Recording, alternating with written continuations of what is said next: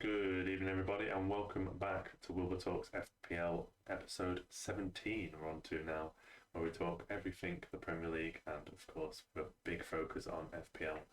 Apologies, it's been quite a while since we've recorded last. Been a bit of an international break, and well, let's say some of the podcasters enjoying the bit of sun, shall we say. But we are back, and we're back with a bang with a lot to talk about, with lots of double game weeks, lots of blank game weeks, and a lot of different chip strategies, which you'll find from literally when we talk about our own teams, because this current game week, we are currently in game week 26. All three of us are on a different strategy this week, so it definitely makes for interesting discussions. So we are back with a full force, the three of us. So we are back with Charlie and Sam. How are you both doing? Yeah, doing well, thank you. Yeah, not so bad, thanks. Good to hear. So I think we've got a lot of stuff to cover. I was mentioning before the stream, I think I've got the most notes I've ever done, so I remembered everything. So we'll get straight into it, where we're just not gonna go too much into history. So we're just gonna concentrate on the week we're currently in. So we're currently partway through game week 26. So every team has played once, but we've still got some double game week fixtures still to be played. We are currently recording on a Tuesday, and the other games 3 on Wednesday and 1 on Thursday to complete the game week. So I'm going to start with top of the rankings currently, Charlie, and the chip that you are using this week. Do you want to give us a bit of idea what chip you've played this week and how your game week so far is going? Yeah, sure. So I have played my wildcard this week. I was sort of loosely aiming for a 28 game week 28 wildcard, but with some of the announcements recently about the double game weeks coming up and blank game weeks and so on, I decided just to go that a little bit earlier, just because I thought there was an obvious route to capitalise on it. So far this week I'm on 59. That's against the average of 42. So that's pretty pleased with that so far. And still got 10 to go. Still 10 players still to play a match for their doubles. The only one not doubling in my team is Bowen, so that's a bit disappointing that he wasn't able to get anything originally, but I think it was justified keeping him in based on his form and West Ham kind of relying on him really. So overall pretty pleased, and like I say, because I've been playing the wildcard with a view to what's to come, I feel very very set up, ready to go for the next few weeks. I think a lot of people's strategy changed, didn't they, when we got those late double game week announcements. I think it was about 24 hours roughly, wasn't it, before the deadline. So I know it ruffled quite a few feathers, and I've seen quite a few people go for that wild card.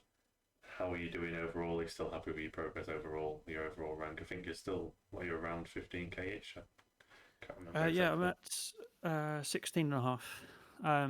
So not quite the heights of whatever it was, around 2-3k that I was probably around the last time we spoke. Dropped down and then risen up a little bit again in the last couple of weeks. So pretty pleased with that. That anything around that is really good at this point in the season. Anyway, I would normally be aiming for somewhere around within the top 100k at this point. So really happy with that. And I think a big point that you mentioned as well, that you've still got 10 double game weekers to play. So that's obviously the huge advantage of you having that wild card that you've used this week to try and utilise the next few weeks of fixtures to your advantage. And you might get away from us a bit more in the league, but we've still got some chips to play later in the season that hopefully, for example, myself will catch up later on. That'll be said all season, so we'll see. So over to you, Sam. So you're using a different chip to Charlie. Could you let us know what chip you've played this week and how it's going so far this week?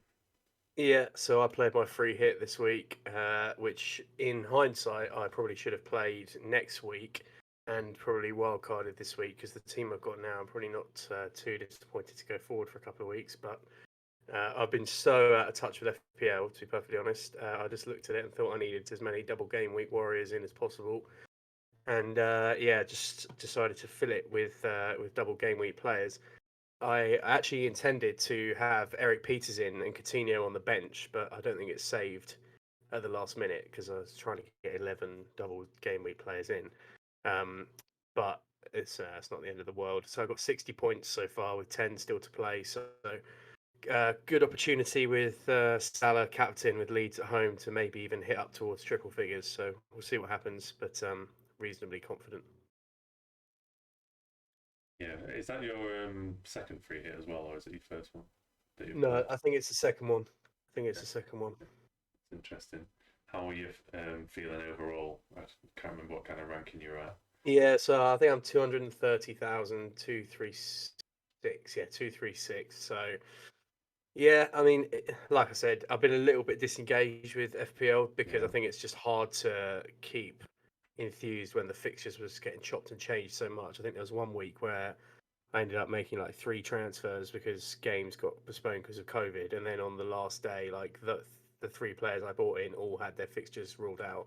So I just kind of like not like fully lost interest. I was still checking my team a lot and checking up on what I was going to do the following week, but I just lost enthusiasm to get back on it. But now I have renewed enthusiasm. I cannot finish below Pete in the league. I will not finish below Pete in the league. That is a statement, and I will hold that and take it to my grave if I do. So we are back. We cannot finish below Pete. That is my motivation for the end of the season. Whatever the rank, whatever it is, I don't care. Peter Bradley, we're coming for you. I feel like this is one of the first times I've actually podded I'm above one of you for a change. Because I think it was last week I went above you and Pete. I can't remember who it was last week that kind of propelled me above you, but I'll enjoy it while it lasts. I get what you mean about being disengaged. I think there was like one game week that went on for like 2.5 weeks because like Watford had a fixture like a week later than everyone else. And I think that was the one where Dennis got sent off in the first fixture, so a lot of people's teams were irrelevant for that second fixture. So yeah, I totally get where you're coming from there. So to go across to me as well then, so we've had a wild card, we've had a free hit, and then I'm on triple captain. So just to mix it up a bit, I was saying to the guys the whole time that I'm not going to triple captain, and then everyone else was doing kind of other strategies, and to kind of keep pace at the same time, and obviously utilise, you could argue, the best set of fixtures that like a Salah would ever get against Norwich and Leeds. It kind of forced my hand a bit to try and keep touch a bit, because I think even looking at my score so far, I think I'm on 52, I think it is that I'm on. If I didn't have Salah, who was providing 30 of my points, then I would have been absolutely miles behind you guys. So it's kind of keeping me in touch, and realistically, probably the best set of fixtures you'll see. I think ideally, I know Charlie said he brought his wildcard forward, but I think if you could play 2 chips in a week, that maybe even both of you would have done that at the same time, the triple captain for Salah. Yeah. Well, I have a confession to make on that one because I actually intended to make Salah a triple captain until forgetting I'd already played my free hit. Yeah, that was my plan as well. Yeah, so like I said, he's contributing 30 of my 52 points.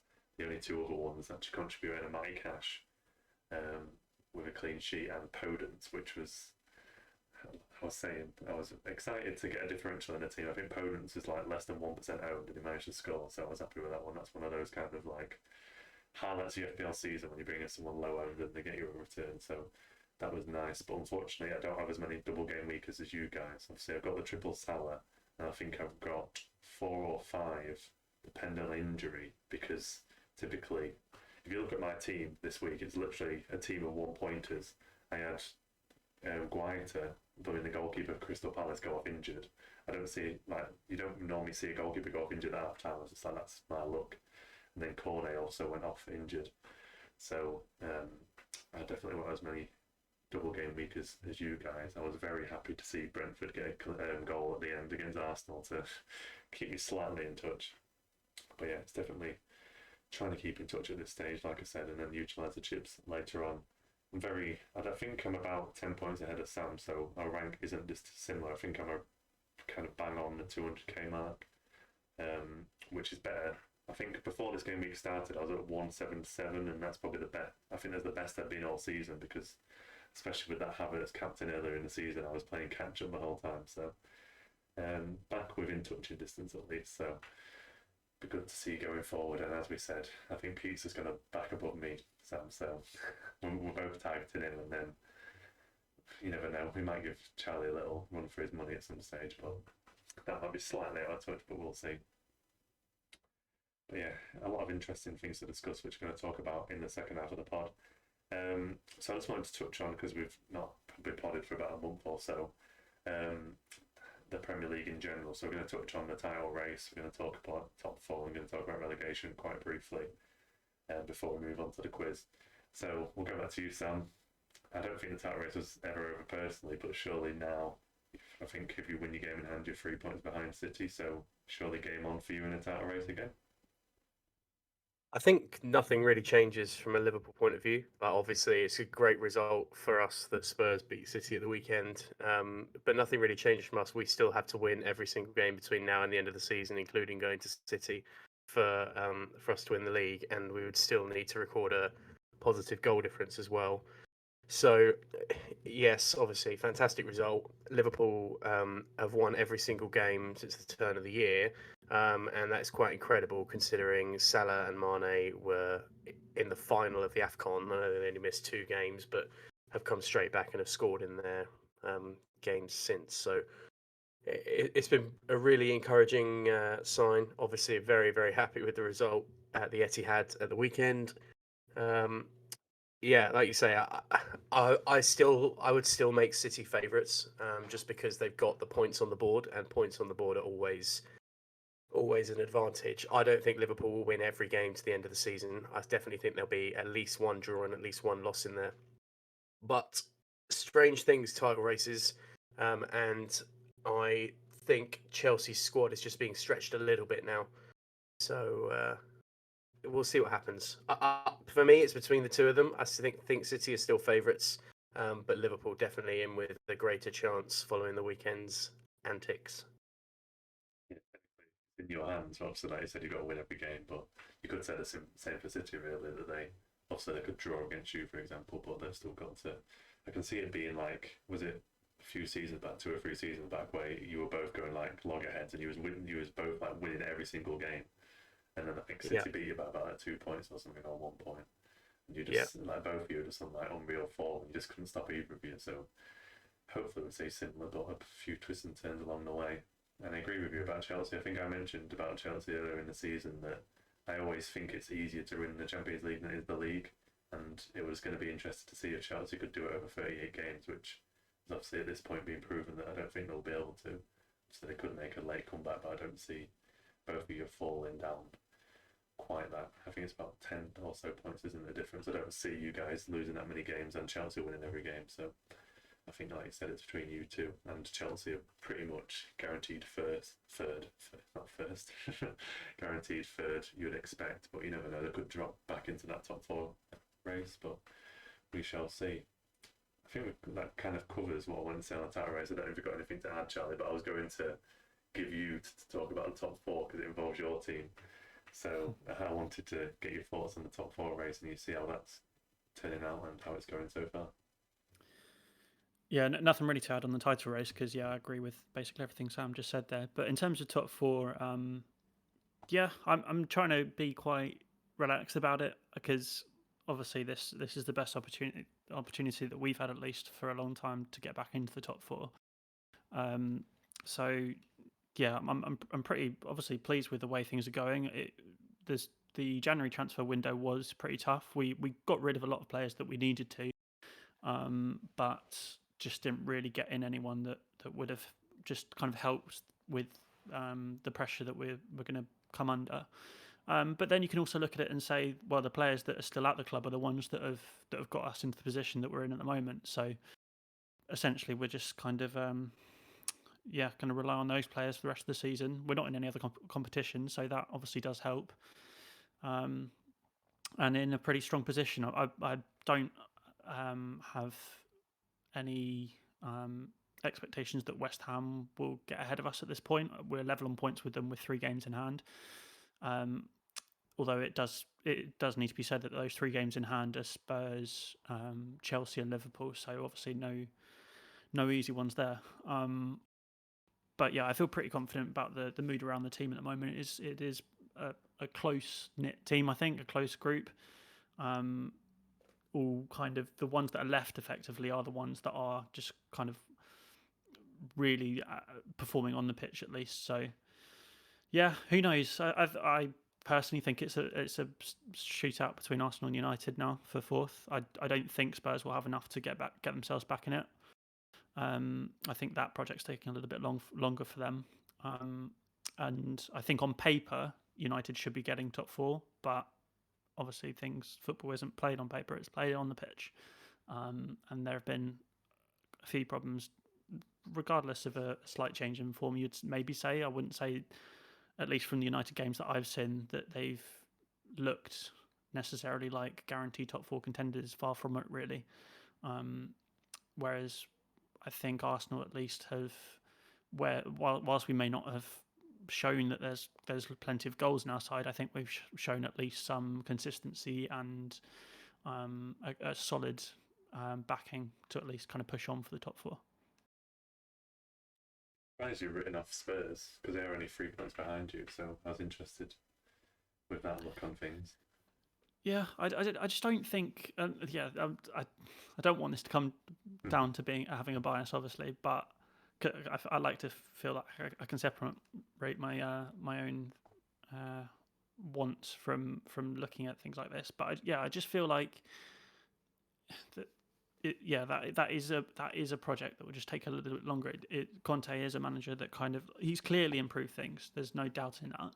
But I feel like he's a manager that just needs a bit more time and also backing in terms of the transfer window. Obviously, have had a couple come in, like Bentancur and Kulusevski, but again, I think it's all a bit too soon for them to push on for that. And I would fancy us against them, to be honest, just because I feel like the way we're playing at the moment compared to the way they're playing, and that made it sound a bit stupid off the back of them just beating Man City, but still, I feel like we've got the edge on them for top four at least. Yeah, I think a big thing will be how far United get in the Champions League if they get through this next round as well, because like you said, you've got no distractions. So if United got to the quarterfinals, obviously they'll have 2 legs against Atletico either way. If they got to the quarters, that's more games, and I feel like if they get distracted by other competitions, I would make you slight favourites on the fact that you can just concentrate pure on the league. I know on paper, if you looked at the United team, you'd expect them to get fourth, but I feel like that could be a drain of resources at the same time. So I was going to ask you the question as well: what if Wolves beat you on Thursday? Would you not count them in the race? It's tough. I think I can't quite wrap my head around Wolves getting fourth. But I don't think anyone could argue that they didn't deserve it if they did end up getting it. The way they've defended, I was just looking now. They've only conceded 18 goals this season, which is I think only behind Man City, who've conceded 17. So I think. I would hope, particularly, I think the game's at home as well, so I would hope that's not going to happen. I think at worst it should be a 0-0 draw, and I'm not expecting very many goals in that game at all. But yeah, especially at home, I would hope that we've got enough on them to win that. I think overall it's going to be a really tight one, isn't it? Well, like you said, those games, I didn't realise I knew you had Liverpool to play. I didn't realise you were 2 games in hand against those 2 teams as well, but I know United have also got some tough games to come. I think the next 3 are quite difficult, or very difficult. I think it's like City, Spurs and Liverpool. Well, they've got Watford and then the 3 after that, and very difficult, so it might be the difference between who can get a few points in those games and keep it ticking over. What would your view be on that, Sam, with so many teams involved? I'll get your input on that one as well. Well, top 4 could go anywhere really. I think just to confirm, I think Chelsea are going to finish 3rd, and then I think there's 4 teams that could get it. I think you have to include Wolves in the conversation, just based on how they've been performing, and they've actually probably had the highest level of consistency out of all 4 of the teams. It's just that you don't really fancy them in the big game to really sort of turn up and turn it on. Whereas I think Arsenal and Man United and Spurs have all got to play each other again and are all capable of beating the other one. I would never really fancy Wolves to go and beat either of those other three teams. So I think Wolves deserve to be in the conversation, but as Charlie said, I think they probably just lack a little bit of bite to go and get the job done. I think Arsenal are obviously in pole position. Unfortunately, something's telling me that Man United might just snip in there. I think they've got a couple of players who are just turning into a little bit of form. If they can sort their defending out, and they do need to sort that out because at the moment they're defending like a team that shouldn't even be in the Europa League, let alone the top four, then I think United might just nip it. Spurs, I think, will win like one-off games, but as Charlie said, I agree with him. I don't think they've got the consistency to do it over the remaining games that are left. Conte's a top manager, and he's definitely improved them. But I think he's going to have to use the rest of this season to build and then go again to try and push into the top four for next season. So for me, it's between Arsenal and Man United. I just feel like if it really came down to it in like a one-off head-to-head game, that Man United will probably just edge it. But it wouldn't surprise me if Arsenal got there to be firmly on the fence. If he had to pin me to an answer, I'd probably say Man United. I think the big game could be middle of April where United go to the Emirates. It could be a make or break game at that point, but The only thing I would say about that game is that if that game was at Old Trafford, I would slam dunk back Man United to win that game. I think Arsenal still have a mentality problem about these big games and getting over the line. Man United have created a mentality problem for themselves, whereas Arsenal have never really got out of it since Wenger left, in my opinion. Man United have just slumped and slumped and slumped. I was saying at the weekend that they've got Europa League standard players with like League One mentality at the minute, and then they sort of pulled it. They did pull it out the fire a little bit at Leeds because at one point I thought they were going to go on and lose the game. But fair play to them, they did get the result. I do think if Man United get a big injury, if Bruno or Ronaldo get injured between now and the end of the season, I think it's game over. So it's going to be interesting to see if injuries play a part a bit further down the line. I feel like United have solved kind of their attacking issues somewhat, but it's that big defensive issue, like you mentioned, that, well, it was strange because I went to Old Trafford the other week. Well, it wasn't strange, and they read the whole team out, and Maguire got booed. As a club captain, you just don't see that generally, and it kind of gives you the idea of the kind of toxicity around some of the players. And I don't think I've ever seen another club captain kind of in that situation. So, be interesting to see. And I'm not sure about the Champions League affecting it at the same time, but because I feel like that Atletico game, 2 legs, is going to be quite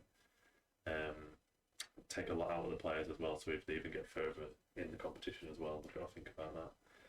But it's definitely one to look out for. I think the top 2 will be a great race for the title, and then the top 4 could be 3 or 4 teams. So I think across the league, there seems to be a good fight for the title, top 4 in relegation. So that moves swiftly onto relegation, where I think we had quite a few interesting results, in my opinion. Well, it kind of made it a bit more interesting at the bottom with Burnley winning and Watford winning as well, to make it slightly more tighter. At one stage, Norwich could have beat Liverpool, but realistically, that was never going to happen.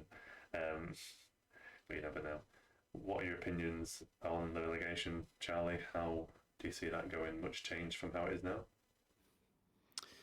I think that's always the difficult thing at this point. Is you always just feel like the 3 that are in the bottom 3 currently, it's easiest to just say that they'll be the ones that go down. I think Newcastle have obviously been on a better run of form more recently, and therefore they've kind of dragged themselves a little bit out. You'd say, I don't know, looking at those bottom 3, I guess you'd argue maybe Watford might be able to push themselves out of that. They're certainly a lot more solid than they have been, but that's come at the lack of, or at the cost of any attacking output. Although I think they did look a lot better with Ismaila Sarr back in the side. I guess you'd say Burnley, probably out of the 3 of them, have the best chance of getting themselves out. Their course looks to be an excellent signing and is hitting the ground running very well, and seems to be an improvement on Chris Wood rather than a downgrade. So I think they've actually done quite well at that deal. And yeah, I just can't see Norwich. I think they've been too hit and miss, and it's just so poor defensively. I thought Dean Smith coming in could improve them, and I think he has, but it's just ultimately a championship squad, I think is fair to say. So yeah, I think of the three, maybe Burnley with a shot at getting out, but to be honest, I just feel like maybe they'll just end up 18th, so the top of those bottom three, but all three of them will still go down.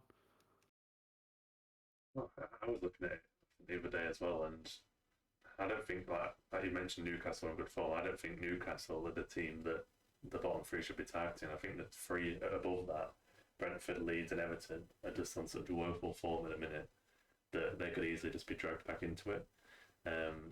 So if those three teams don't sort of slump out, I feel like they could have issues, and Burnley have still got 2 games in hand on most of the teams. They've even got 4 games in hand on Brentford, which is an obscene amount.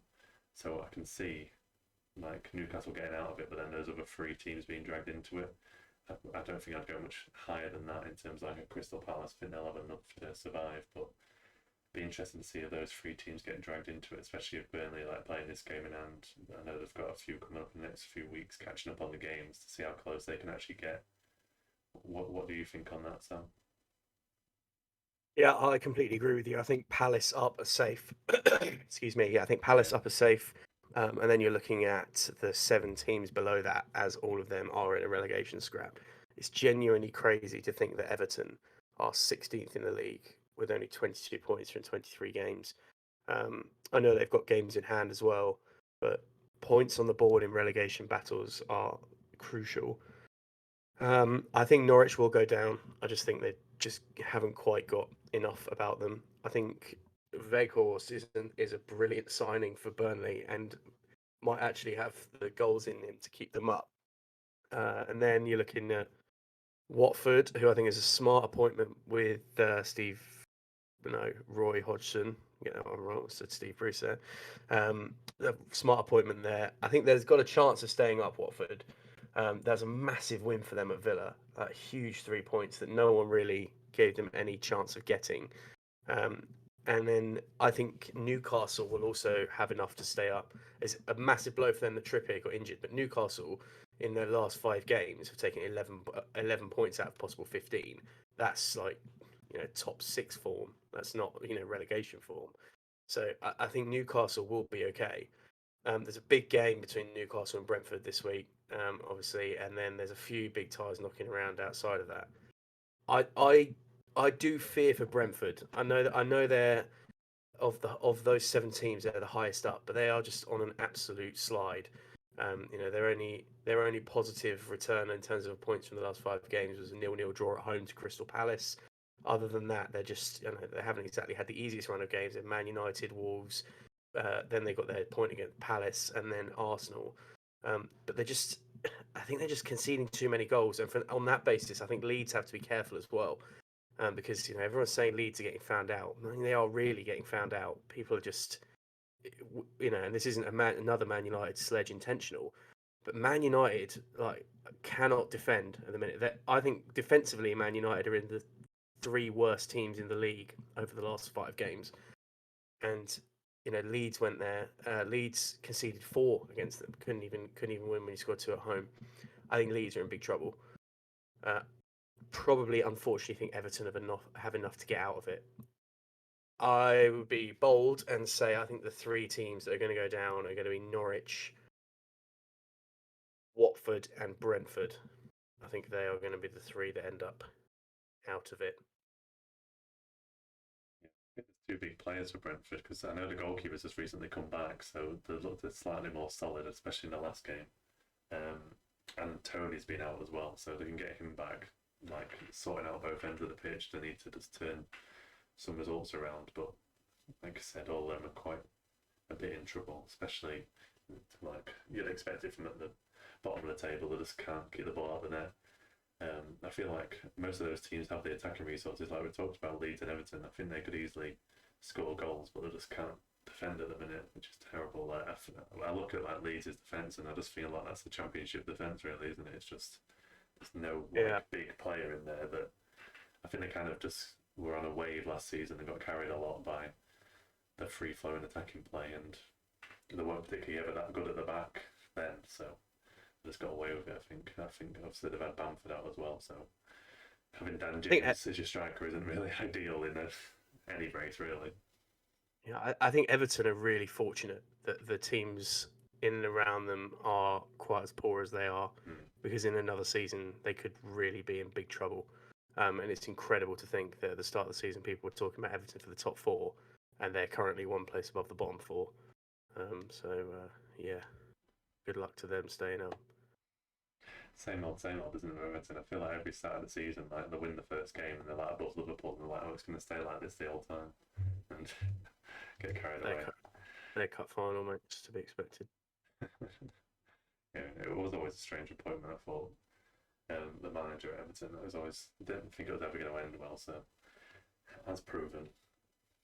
Yeah, it was a crazy appointment, really. Yeah, strange. Why would you? Yeah, I won't talk much about that. It's just strange from the offset. But I think that rounds up that section. So we're going to move on to a quick bit of a quiz. So unfortunately, the topic is FA Cup, and Sam's team is the only team left in the FA Cup since the previous podcast. I think Arsenal were actually out before the last time we did record, but in between, United got knocked out as well.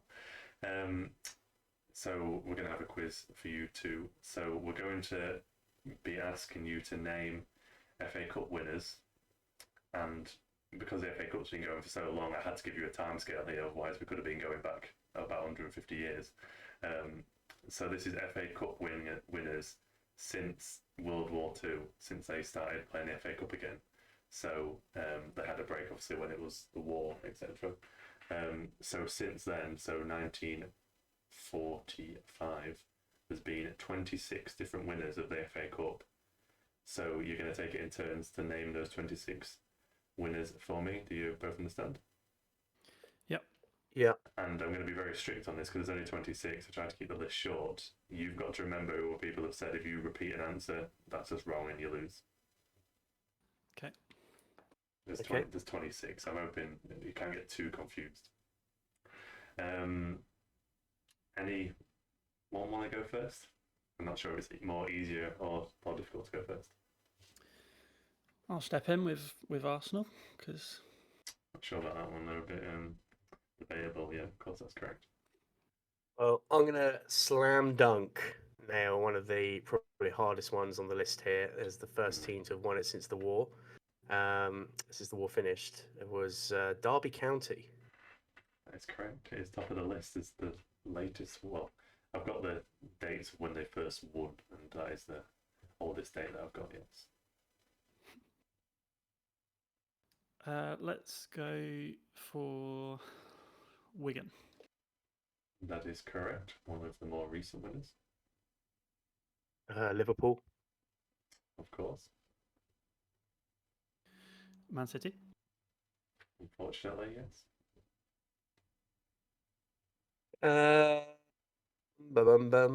Manchester United. Correct.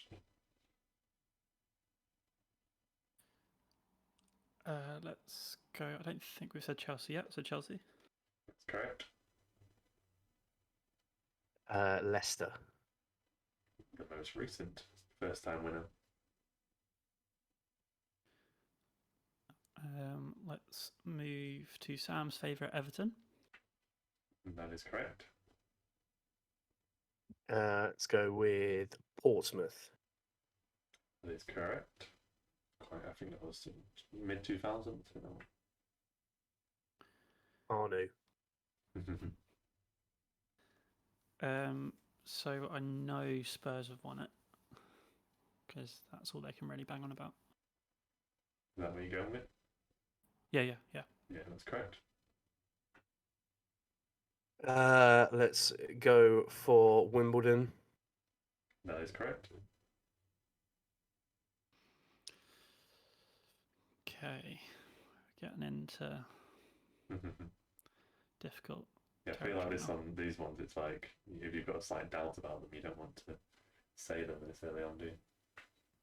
Well, think we probably covered most of the very recent ones, so it's going to be kind of stabbed in the dark now. Let's go with, I'm pretty sure West Ham have won. Is that what you're going with? Yeah. Yeah, that's correct. Okay, Forest. That's correct.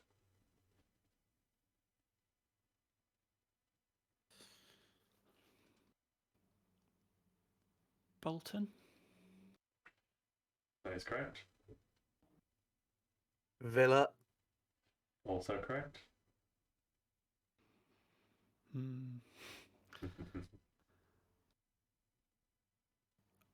Southampton.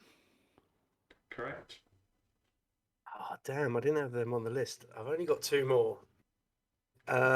Sunderland. That is correct. You both had the same amount of answers, so I'll tell you how many's left or something good. 6, 7, 8. You've got 8 left.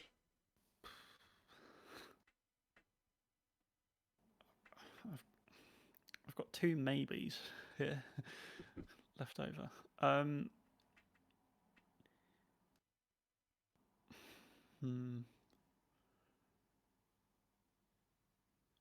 Which one? I am going to say Wolves. That's correct. Well, I've only got one more that I know is right. Then we're into the land of the guess. So let's go for Coventry. That is correct. Okay, my only other stab in the dark. Oh, I don't even. I mean, these are basically all guesses. It's all guesswork from now.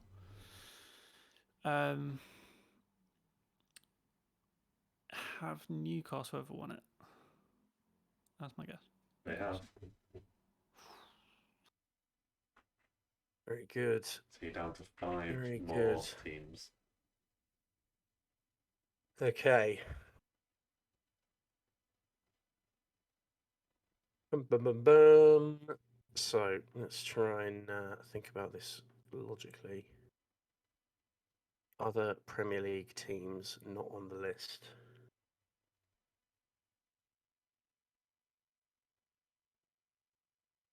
Quite a lot of them are just.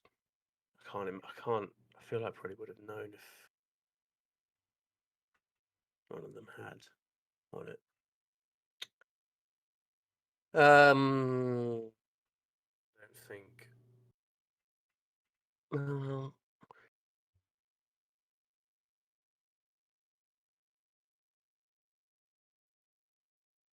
Maybe.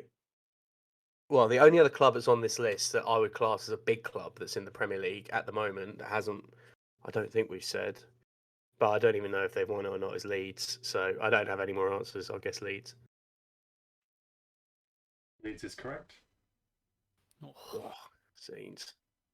So there's 4 teams left. I'm not even sure at this point. I think I'm just going to have to go for some kind of historical Premier League shout. I'm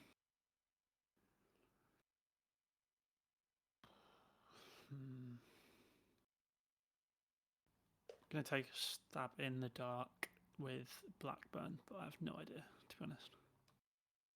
You going with Blackburn? Yeah. That is incorrect. Oh my God, literally. How could I have not forgotten? We sing about it every bloody week. Excuse my colourful language. Everton, 95. They haven't won a trophy since 1995. Well, I'm glad you didn't say Everton because we said Everton. Oh, wow. Oh, yeah. I would have been out.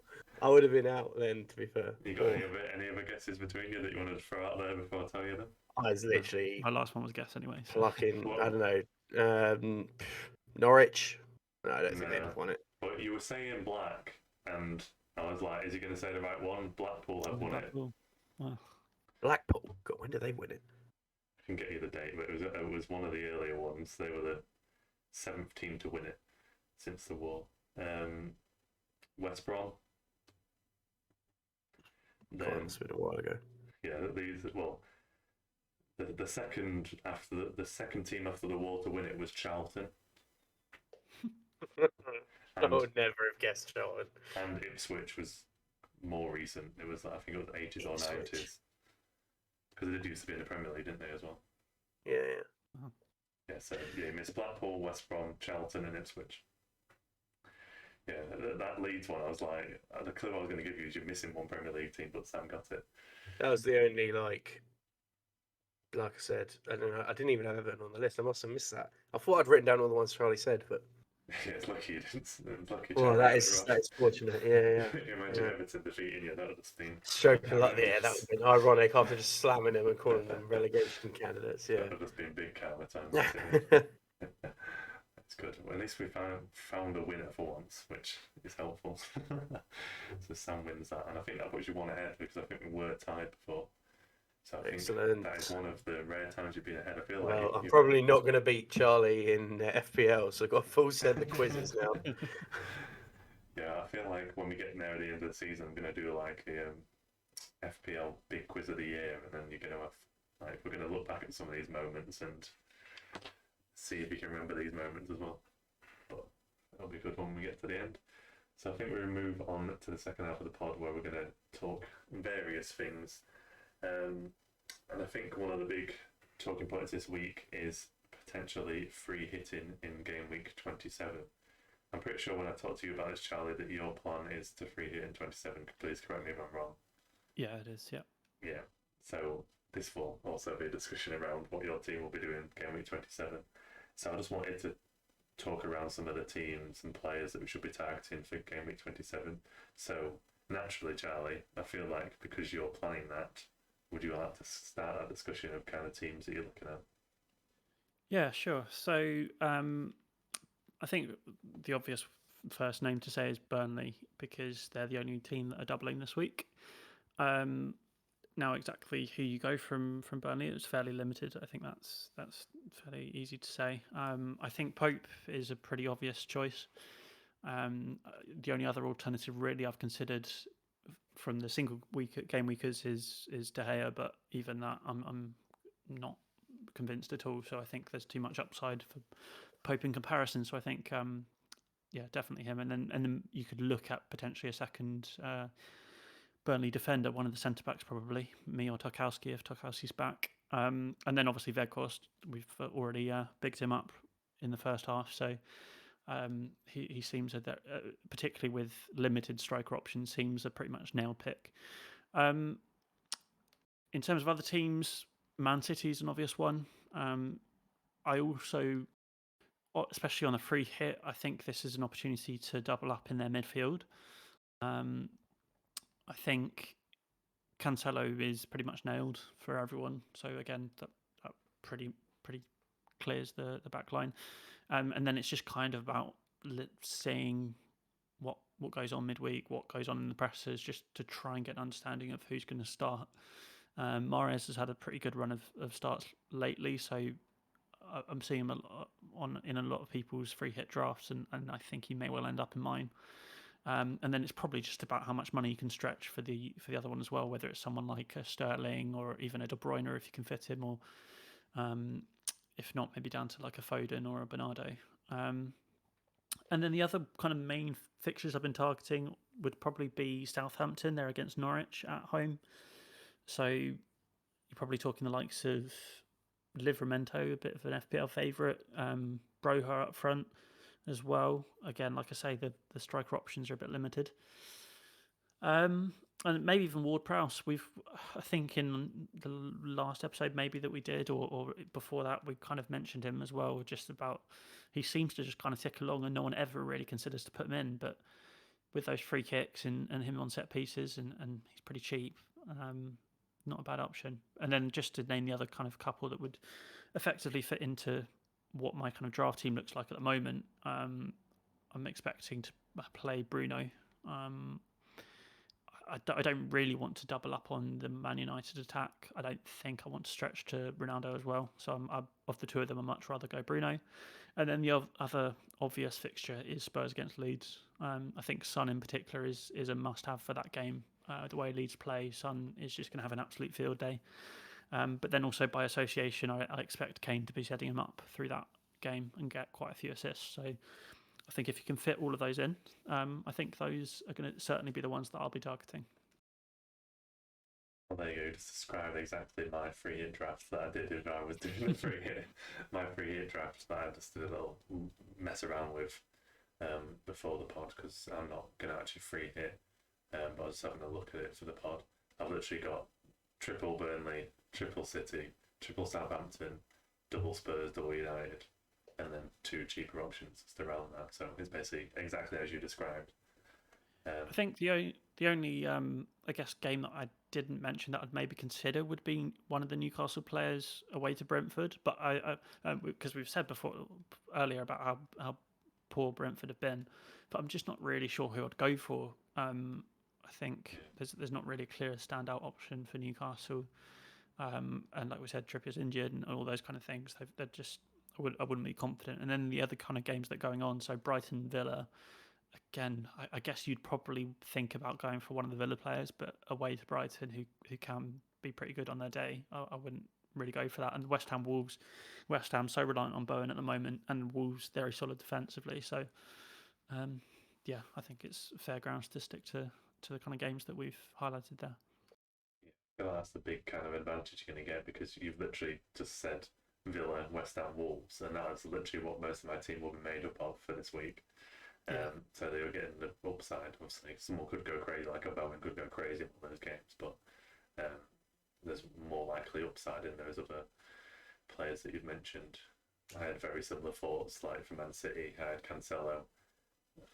Mahrez was kind of fixed in there unless something happened in the presses, especially if he's on penalties as well. That was the big thing that just kind of sealed in that it was going to be in there. And then, like you said, that third one is kind of the more debate around which City player to choose in midfield. I've seen quite a few people mentioning Sancho as well for United. If you were going for that double up for United, or if you couldn't afford Bruno as a possible option, he has been one of our best attacking players the last few games. But the only issue I have about him is that a lot of the time he tends to be the player that assists the assister. So sometimes he doesn't actually turn that into the FPL points. But I think he's got 3 or 4 assists in the last few games, so he's one to watch out for. And obviously, if you're on a free hit, that's kind of the point you can make, isn't it? So, but again, watch out for the Champions League game, because I expect him to start in that, given his form. I also think that game as well, I fully expect Watford to be sitting very deep and very compact, and I think Sancho's not really going to thrive in that kind of situation, whereas someone like Bruno is going to be relied upon to create things. So I would expect, particularly in that matchup, for Bruno to kind of, if Man United are going to win that game, it's going to be Bruno. I would expect that needs to be doing something.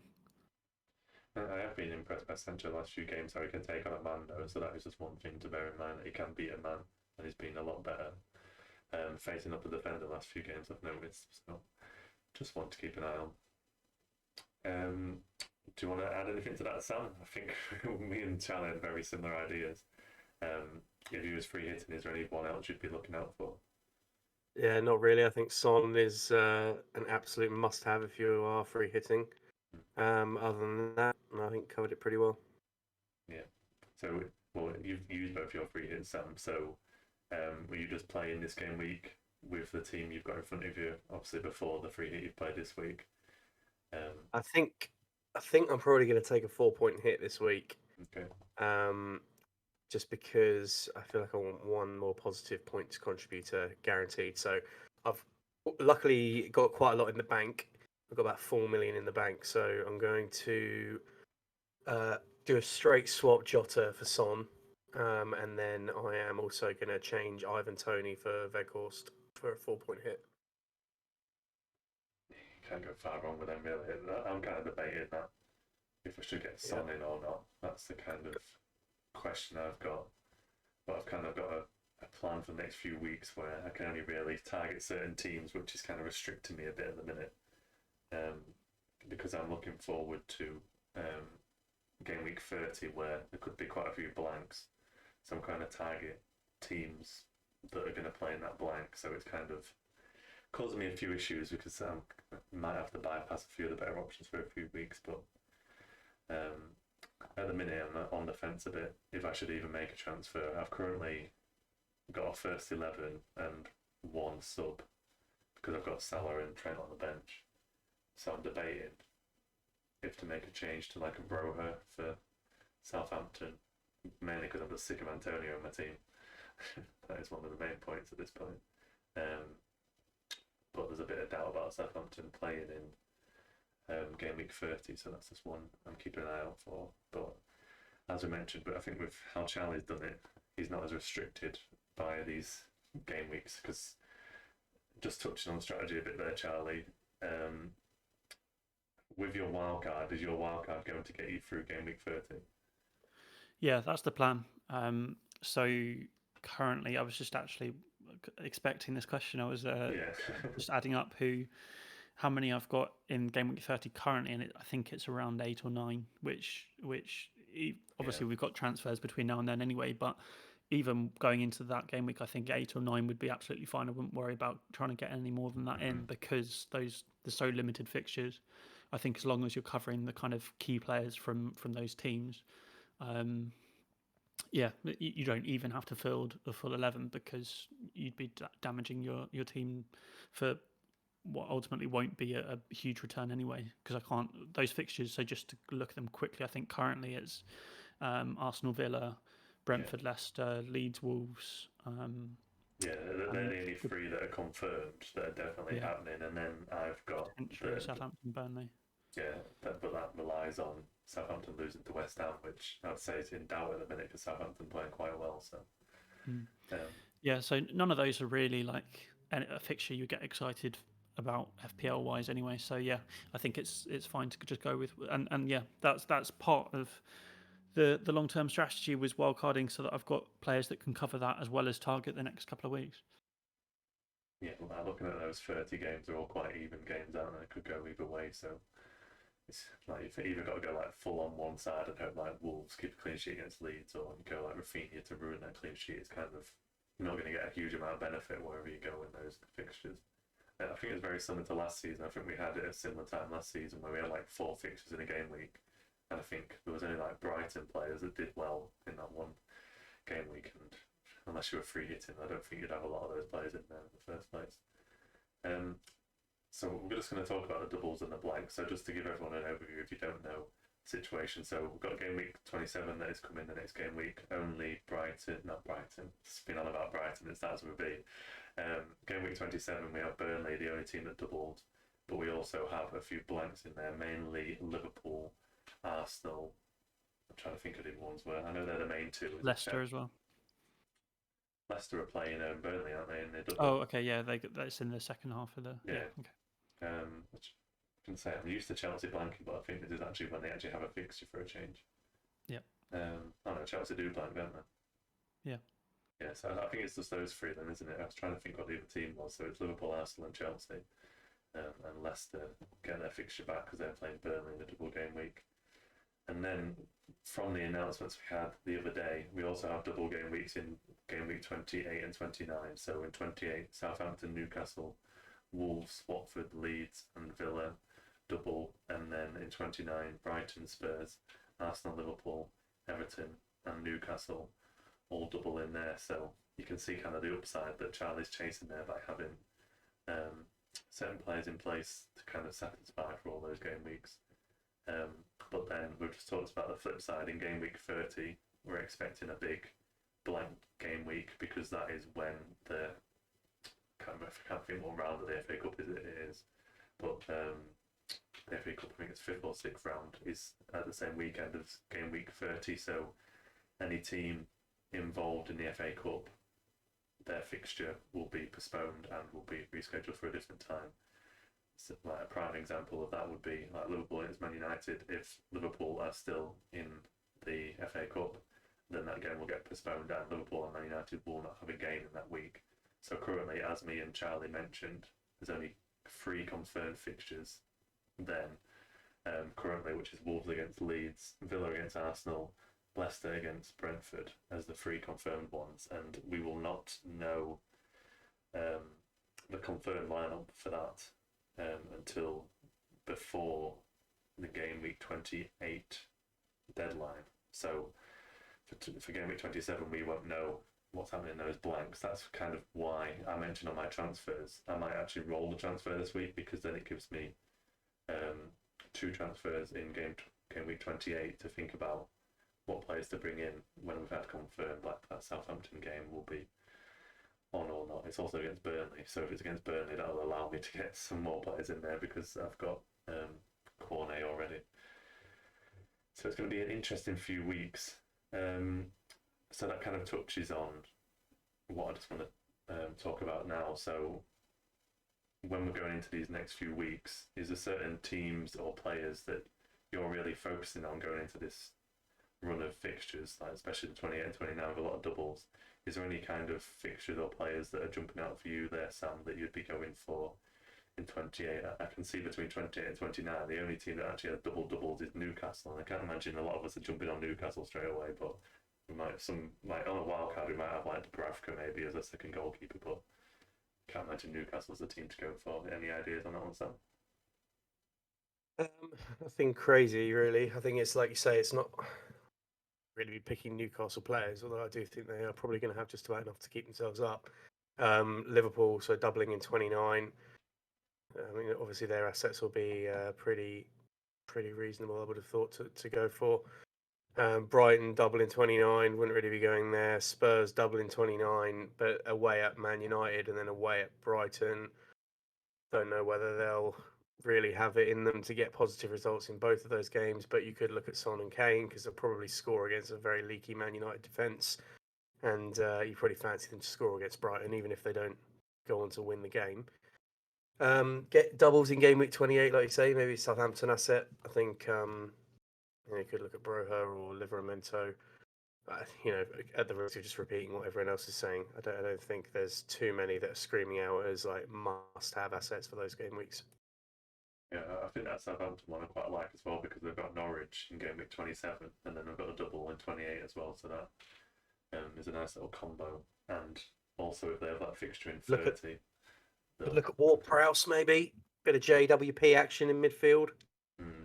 He's actually probably, I'm not going to say the highest Southampton asset. He's definitely second behind Broha, I think, for me, that I'm keeping an eye on.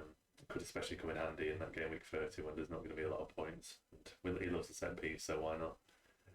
But yeah, there's a lot of stuff going on. Just trying to get your head around what players are best at a certain time, especially when you're trying to execute different strategies, like using Man and Charlie as examples. Is there any one from your point of view, Charlie, that you're looking to bring out in over these game weeks? Obviously, you've just wildcarded, but is this kind of like glaring players that you're going to be bringing in like permanently and over those few weeks that you need to change from your wildcard, or are they all set in there ready to go? Yeah, it's all set really. I originally was going to wildcard in 28 before we knew about the doubles. And the wildcard draft I had isn't actually that far away from what I've got, even though I've now wildcarded in 26. Probably lacking in Man City or Chelsea assets. I think Chelsea's the only potential. If you're someone that's looking at maybe playing a free hit in 30, then you could probably start to look at Chelsea, because they double in 28 potentially. They should double, because at the moment it's only down as just being Burnley, but they might get either one of Arsenal or I think it's Norwich as well. Have a potential to be put into that week. And so I think longer term as well, they just have a nicer run. So I think Chelsea eventually are going to come in, and I don't think James is ready yet. Possibly Mason Mount, but again, you maybe had a bit of a lack of options necessarily of who to target from Chelsea.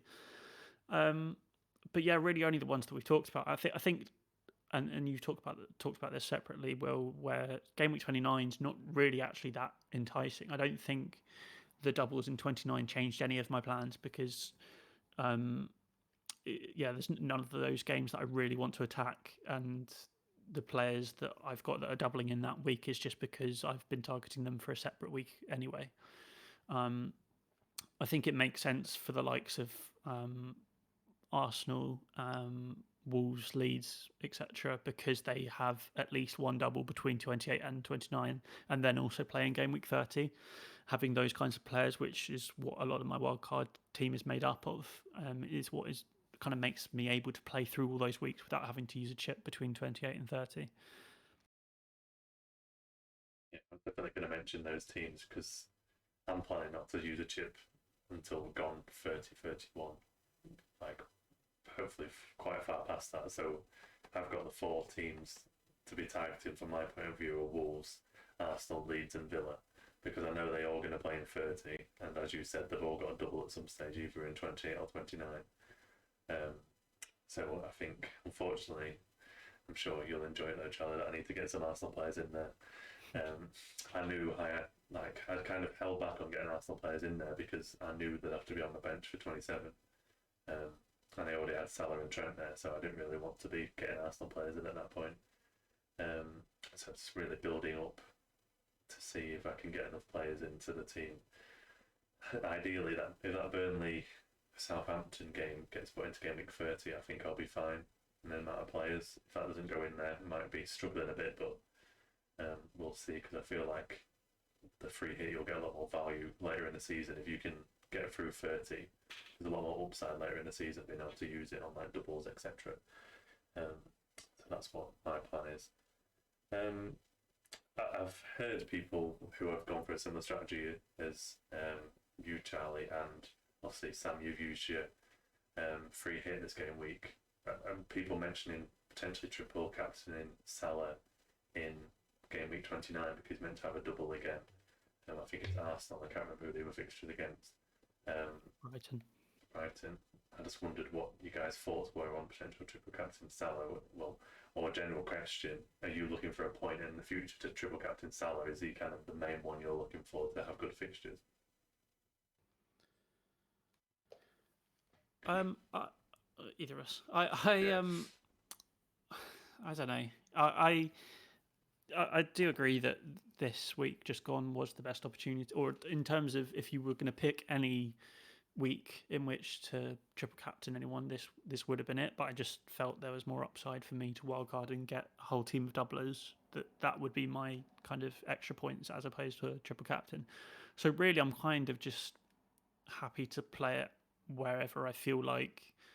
Not really planning ahead too much about it, just feeling like, okay, that looks like a good run of fixtures or a good fixture that I'm really keen on captaining. Well, I might as well triple captain him for that. So away to Brighton and away to Arsenal, it's not the best fixtures, but this is still Liverpool and it's still Salah, so you really wouldn't be surprised for him to at least get a goal in both of those games.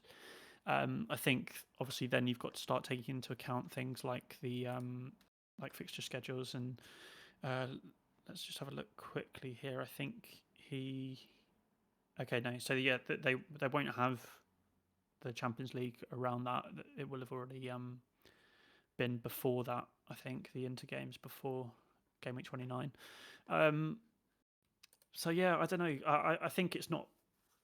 Salah is an obvious triple captain player, or an obvious player to use the triple captain on. So if he's then got two games, then it makes sense.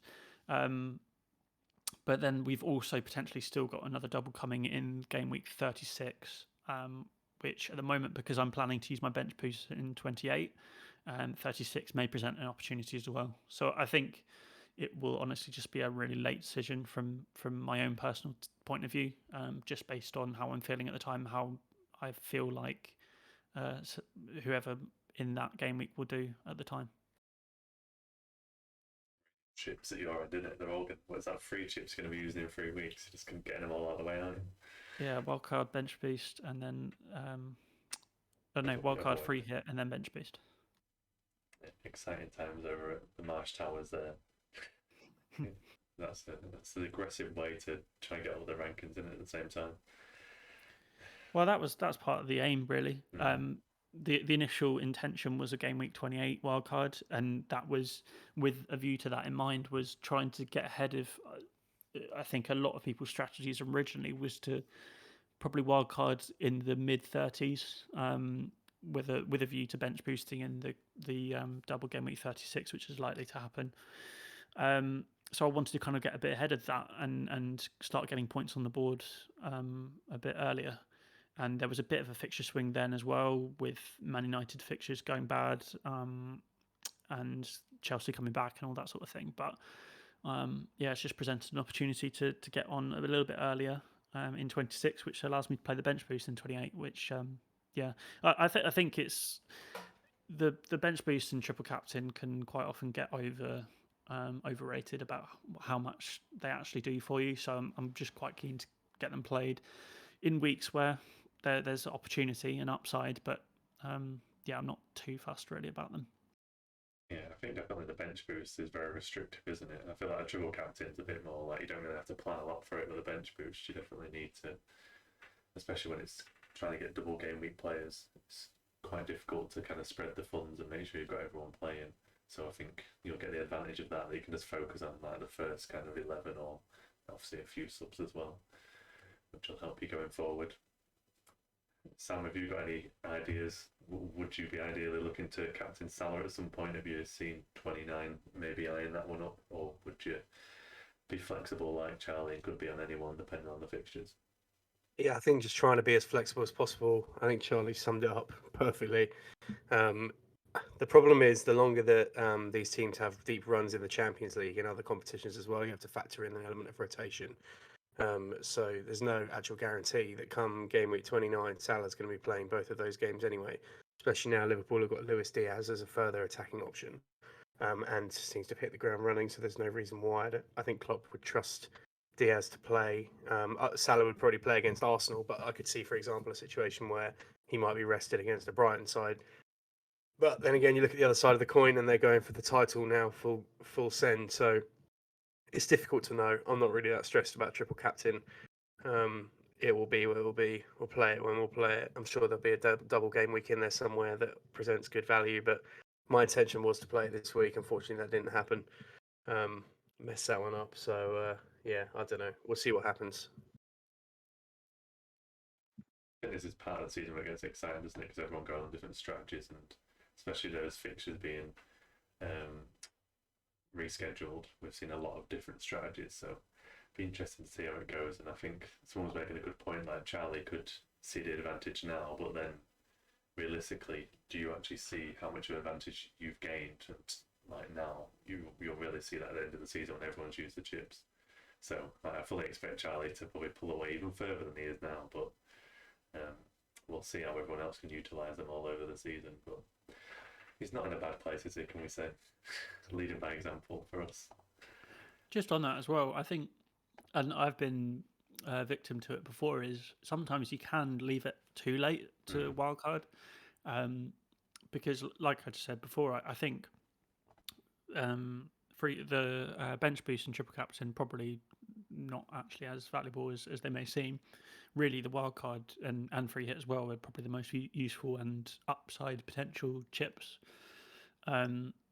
So I feel like I've got a longer period to be able to benefit from the fact that I've now wildcarded, rather than if I was maybe to wildcard, say, game week 33, 4, 5 or something, where I'd only have the benefit of 4 weeks. Now, there is obviously, you can directly attack those weeks completely, whereas I'm having to plan for a longer period. But yeah, I just favoured the opportunity to use my wildcard to set my team up to play out these next 10 game weeks for the rest of the season. Yeah, I've not looked at it in great detail, but I wondered how your team kind of would be looking at like going like from game week 31 kind of, because obviously you couldn't have a big structure change if there's like a big fixture swing. So obviously this could be other people who can utilise that a bit better. But if you, like you've said, it'll probably get you 10 game weeks, which will take the majority of the way through the season anyway. So you should still be benefiting from that.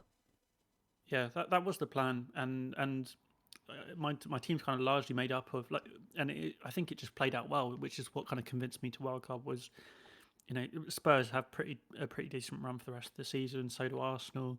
Like I said before, I think the only kind of glaring omissions are Man City and Chelsea. And because they're not maybe the best picks for the kind of immediate term because of these doubles and and whatever, and the blank coming up. I think those are ones that can just easily come in, and I can get probably 2 from each of those for the rest of the season. But yeah, it is pretty well set up and worked out pretty well in terms of the fixtures targeting now, but also being actually not too bad for the rest of the season. That challenge the top of the FPL standard. Like we said, me and Charlie will support you all the way to the top. That's what we're the cheerleaders at this point, trying to get you as high as possible. So we could just move back to Gameweek 27. So obviously we've still got a few games in 26 to go, but looking forward to the next game week. In terms of captaincy, Sam, is there a particular player you're looking to captain? Maybe if you're bringing in Son, as you mentioned, would you be captaining Son? Or are you tempted maybe by the Burnley double game week to be going for one of their players? Well, yeah, I'm bringing in Weghorst, so I'll probably be going Weghorst. I would have thought double game week seems sensible to bring him in. I do like Son, obviously against Leeds, but I also just don't really like Spurs, so I don't really want to. I don't know. Leeds could just win that. It's just one of those games that I don't know. I don't love the fixture. I love Son in the fixture, but I don't love Son for. I don't love Spurs for the game, should I say? So yeah, I'll probably go Weghorst actually, which will be the first time I haven't captained Salah in what feels like forever. You captain him this I week. think I even captained him one week when he was in AFCON. I think that's how out of sync I was. So yeah, I think Weghorst can have the armband for 1 week. I was going to say you can captain him as long as you've got a good vice captain in this year. You're covered. But I was just going to say, just keep an eye on Weghorst and Cornet. I know Weghorst got a decent knock in the previous game. He had an ice pack on his knee. So keep an eye out for that. And if anyone's got Cornet as well. I spoke to his agent. He's fine. Well, I was also going to say, obviously Burnley have got the other game still to come.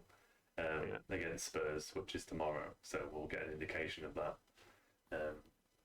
how his knee is and etc. And I'm interested to see Cornet because Cornet went off quite early with an injury, so need him to be fit.